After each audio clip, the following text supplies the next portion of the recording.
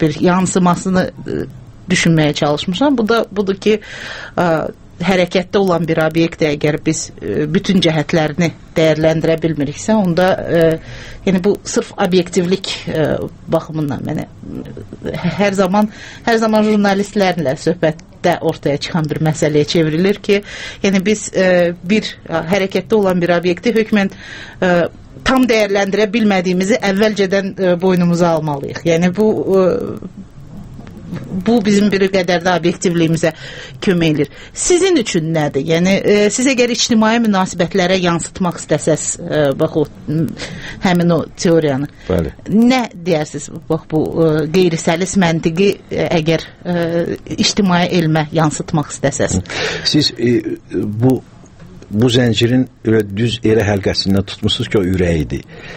Yəni Profesör Zadə bu nəzəriyyəni 65-ci ildə verəndə elə orada da yazdılar birinci məqaləsində. Mən bunu texnik elmlər üçün, riyaziyyat üçün eləmirəm. Mən bunu sosial elmlər üçün, siyasi elmlər üçün bunu eləmişəm. Yəni o elmlər üçün ki, o riyazi baxımdan, məntiq baxımından formalaşdırıla bilmir.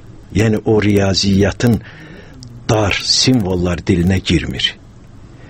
Mən istədim ki, onun ifadələridir. Yəni sosial sistemlərdə ki, bu nəzəriyyə insanlar arasında olan münasibətlərdə öz əksini tapsın. Dövlətlərin idarə olunmasında öz əksini tapsın. Bunun nə demək istəyirəm? Bu qeyri-səlis məntiqin mən deyərdim ki, cəmi iki böyük xüsusiyyəti var. Yəni ki, onun dərinlinə getmək də lazım deyil. Ən birincisi odur ki, bu Aristotelin ağ-qara məntiqindən fərqli olaraq, yəni dost-düşmən məntiqindən fərqli olaraq, bu məntiqdə çoxlu çalarlar var. Bu çalarlar da əgər insan həyatına biz gətirsək, bunun əsas bir cəhəti var ki, dünyada hər bir şeyin dərəcəsi var. Bir Allahdan başqa. Allah mütləqdir. Hər bir şeyin dərəcəsi var. Yəni, hər bir şeyin dərəcəsi varsa, birisi nə demək istəyirəm? Aristotel deyirdi ki, bir adam mənə ya dostu, əgər dostu ölsə düşməndir. Vladimir Lenində də bu vardı. Kto не с нами, тот наш враг. Bəzən mən bunu bir yazımda da yazmışam. Məsələn, musavatla yap arasında. Məsələn deyirəm. Musavatda da ləyaqlı adamlar var, yapda da ləyaqətli adamlar var. Yəni, tolerantlıq lazımdır.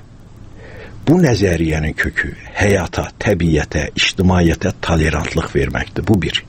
Həmin o dərəcə ilə. Deyir ki, mütləq heç bir şey yoxdur. Mütləq düşmən yoxdur. Mütləq dostu yoxdur. Mütləq anlayışı yoxdur. Mütləq münasibət yoxdur. Yəni ki... Amma bunun əksi də hər şey nisbidir məsələsidir və mütləq heç bir şey yoxdur kəlməsinin özü çox mütləqdir.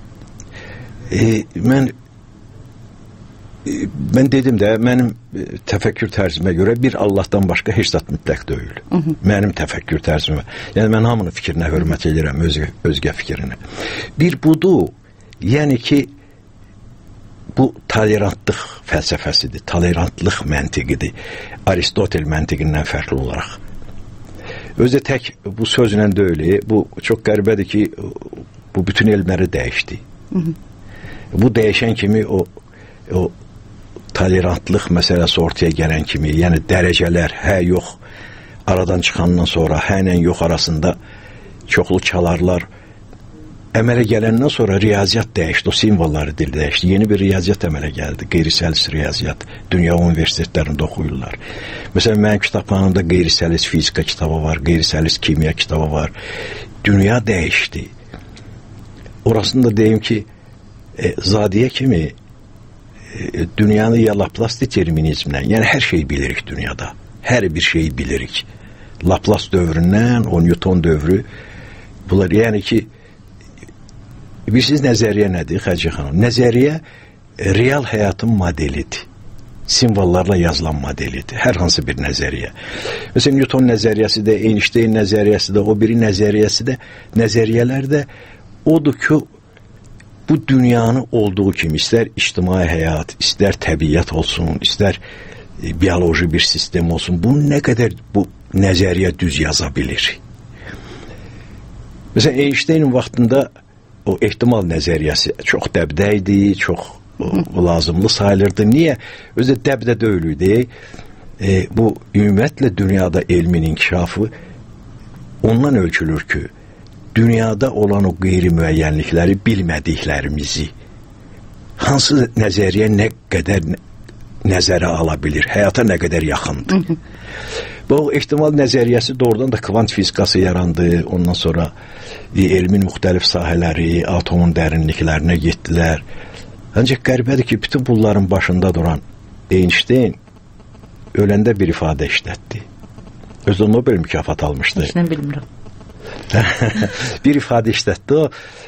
O Nobel mükafatı almışdı. Bu kvant fizikasının katalizatoru sahəsində dalğa effektinə görə.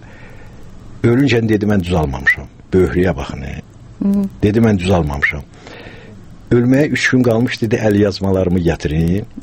Gönə götürdü, atdı. Baxdı, atdı, dedi, bu o deyil. Belə bir ifadəsi var Einstein'in.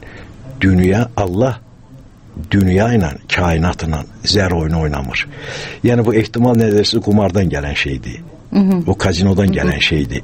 Yəni ki, zərdən gələn şeydir. Bu ehtimallarla qurmaq olmaz, ağzından bir ifadə çıxdı ki, ancaq imkanlarla yazmaq lazımdır. Bu da Zadənin nəzəriyyəsi idi. Aydındır. Aydındır. Çoxlu sual var dinləyicilərdən. Mən onların da haqqını gərək verim. Yəni bizdə daim dinləyicilərin ismarışları əslində birinci olur. Mən sadəcə imkandan sui-istifadə elədim biraz vəzifə səlahiyyətlərimdən. Rafiq müəllim, siz 10 il bundan sonraki Azərbaycanı necə təsəvvür edirsiniz? Bəhərəm Şahverdi yazır. Və Rey Kərimoğlu'nun belə bir şərhi var, göndərib. Çox sevdiyim insan, tək-tük fəxr etdiyimiz ziyalılarımızdan biri Rafiq müəllim, salam.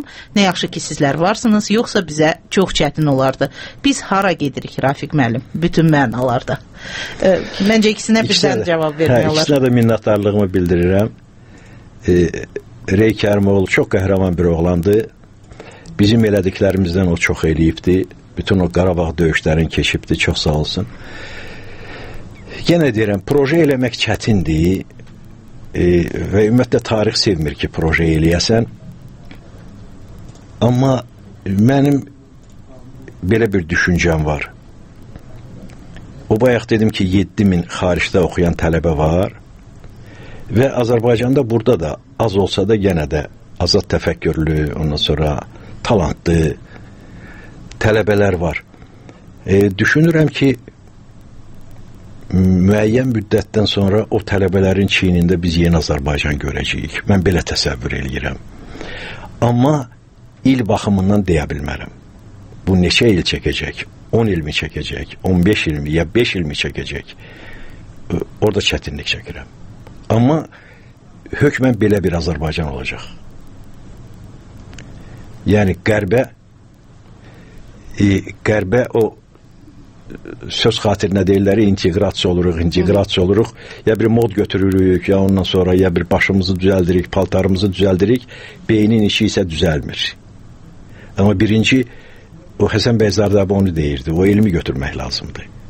O düzəlmir. Amma düşünürəm ki, onların hesabına, onlar bir kritik kütlək yaradacaqlar, onların hesabına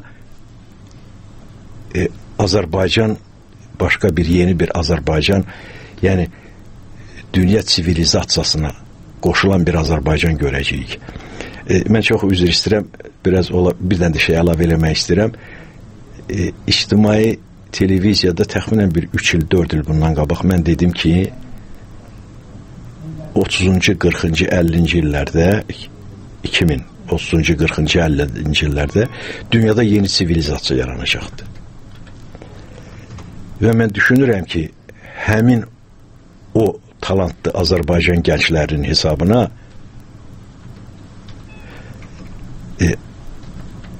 elə o sual verən müəlliflərin düşündüyü Azərbaycanı görmək mümkün olacaqdır. İndi sizin nikbin nevizi ehtimal nəzəriyyəsi ilə yoxlayaq, yoxsa imkan nəzəriyyəsi? İmkan nəzəriyyəsi ilə. Yaxşı. Çünki bilirsiniz, o dünyada ehtimal ehtimal birisinədir zər atmaqdır, ya pul atmaqdır ki, bu üzü düşdü, o üzü düşdü. Amma kainat bunu sevməz.